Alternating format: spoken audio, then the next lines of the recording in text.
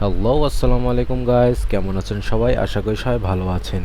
দি Tamim design dot one এর পক্ষ থেকে আরেকটি ভিডিওর মাধ্যমে স্বাগতম জানাচ্ছি। তো ভিডিওটির টাইটেল এবং থাম্বনেল দেখে বুঝে গিয়েছেন ভিডিওটি কী নিয়ে শুরু হতে চলেছে। চলুন বেশি কথা না বাড়িয়ে শুরু করা যাক।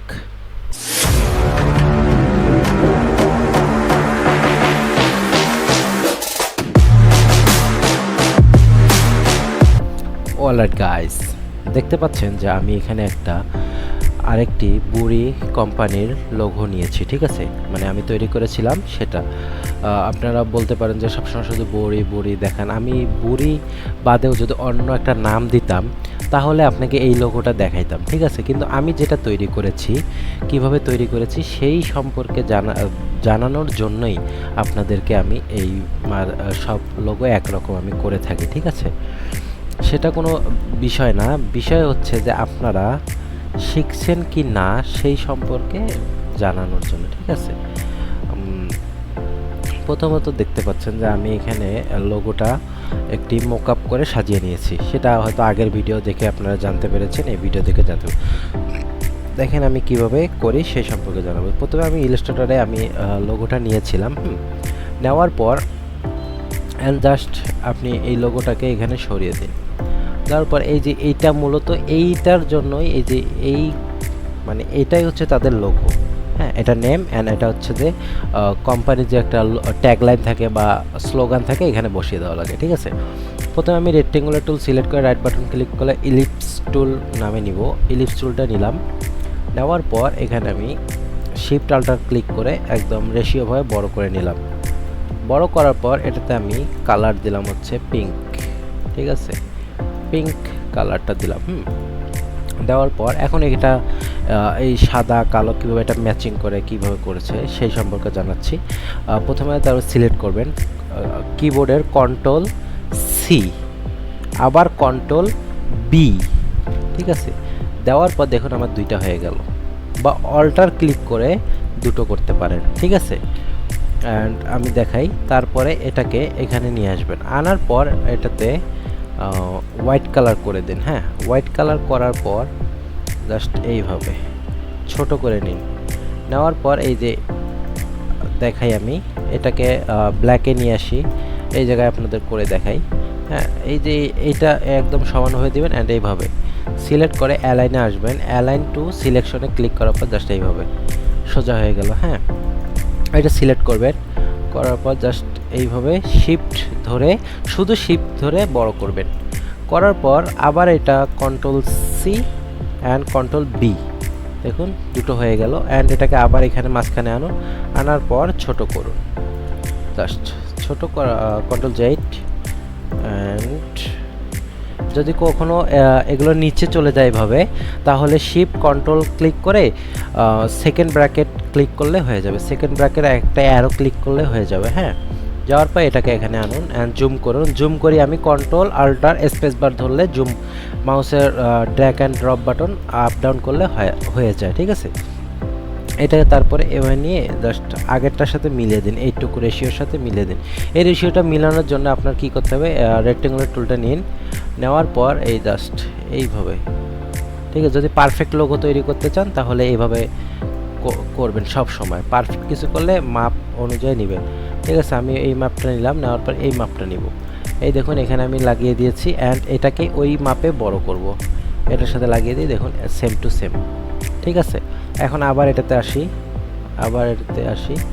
আসার পর অ্যান্ড এটাকে এই হোয়াইটটাকে কন্ট্রোল সি কন্ট্রোল বি, এই যে আমি আনলাম।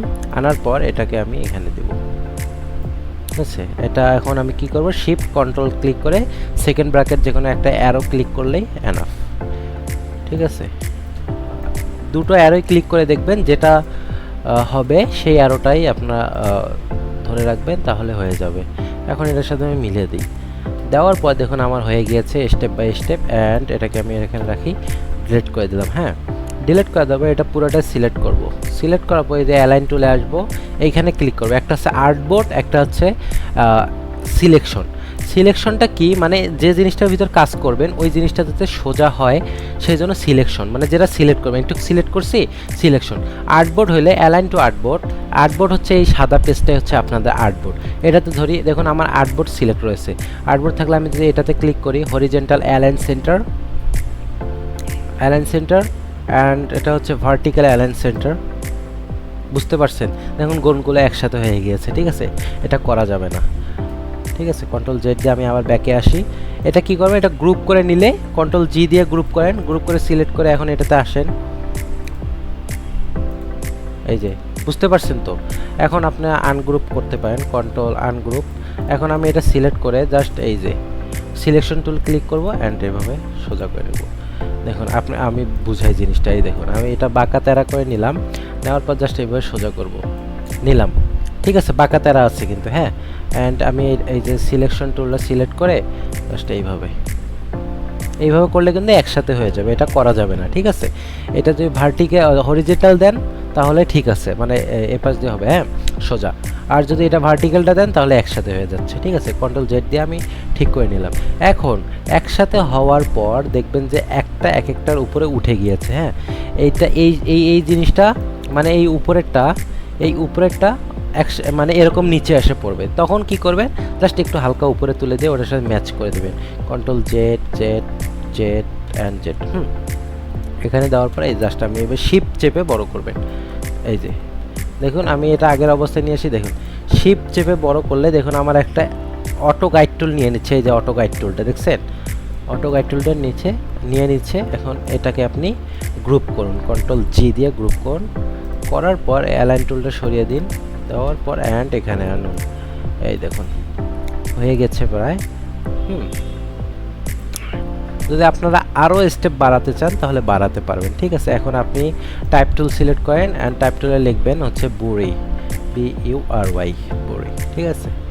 এটাকে এখন আপনি বড় করুন, এখন আর লোগোর সাথে একটু কম্বিনেশন করে বড় করবেন, এই জাস্ট এইভাবে, ঠিক আছে?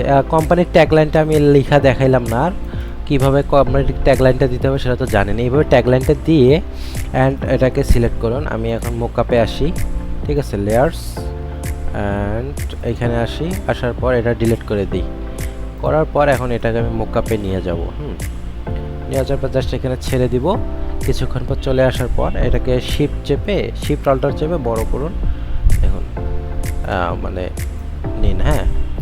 এখন আপনি কন্ট্রোল এস ক্লিক করুন, ঠিক আছে?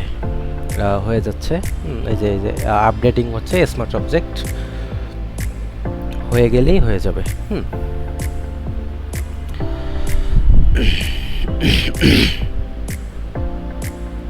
তো দেখেন হবে আস্তে আস্তে হচ্ছে, 30 সেকেন্ড থেকে 40 সেকেন্ড বা 1 মিনিট, হায়েস্ট 1 মিনিট লাগে, আর বেশি লাগে না। এই যে হয়ে গিয়েছে, প্রায় 20 সেকেন্ডের মধ্যে হয়ে গেছে। এখন আমি হোমে আসি, এই দেখুন, ঠিক আছে? হোমে আসার পর এটা হচ্ছে আপনাদের মানে কি, মানে এই যে এরকম একটা ছায়ার মতন শ্যাডো পড়ছে, মনে হয় জানলা দিয়ে রোদ আসছে, এই রোদটাকে আপনারা সরে দিতে পারেন, ঠিক আছে? তাহলে বুঝতে পারবেন।